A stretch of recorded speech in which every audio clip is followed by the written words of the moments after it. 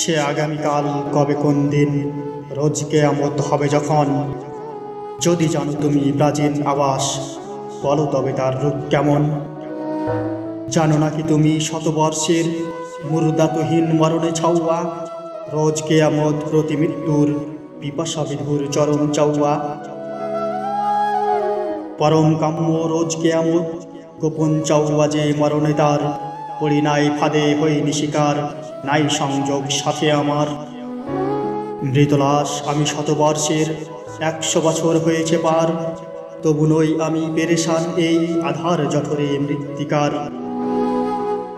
আর একবার জীর্ণ এ দেহে আত্মা আমার হবে শোয়ার, এই যদি হয় রোজ কিয়ামত তবে নই আমি খরিদ্দার। সাপ বৃশ্চিক আর পশুদল কারো তকদির নয় এমন, দাস জানি যারা তাদের ভাগ্যে রয়েছে মৃত্যু চিরন্তন। ইসরাফিলের আওয়াজ ওদের পারে না তো দিতে ফিরাই প্রাণ, জীবনেও ওরা মরার সামিল বোঝা বয়ে যায় অপরিমাণ। মৃত্যুর পরে ফিরে যাওয়া প্রাণে মুক্ত জনের এ তকদির, জীবিত প্রাণীর ভাগ্যে যদিও আছে একবার সাদ মাটির।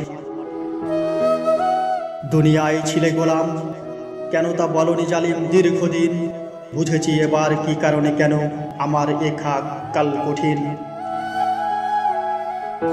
মলিন আমার এ মাটির রং হলো কাল শিয়া তোমারই তরে, ইজ্জত হারা এ মাটির মন ওঠে শিহরিয়া তোমারই তরে।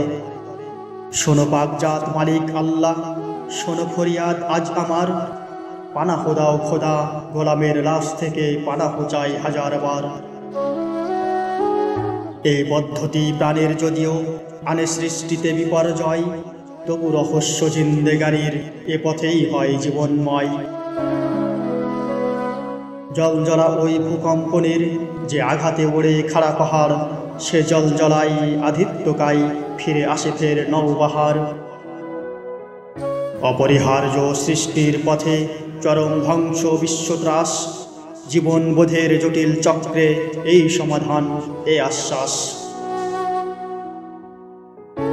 এ চিরন্তন মৃত্যু এবং জিন্দেগানির এই জিহাদ, এই সংগ্রাম হবে নাকি শেষ, মিটবে নাকি এ বিসম্বাদ।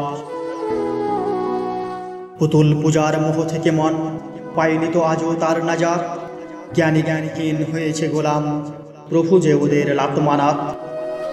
কোথায় অতলে হারালো মানুষ, হারালো কোথায় সেই সিফাত, দৃষ্টিতে আর হৃদয়ে আমার এই যে গুরুভার শিলাপ্রপাত।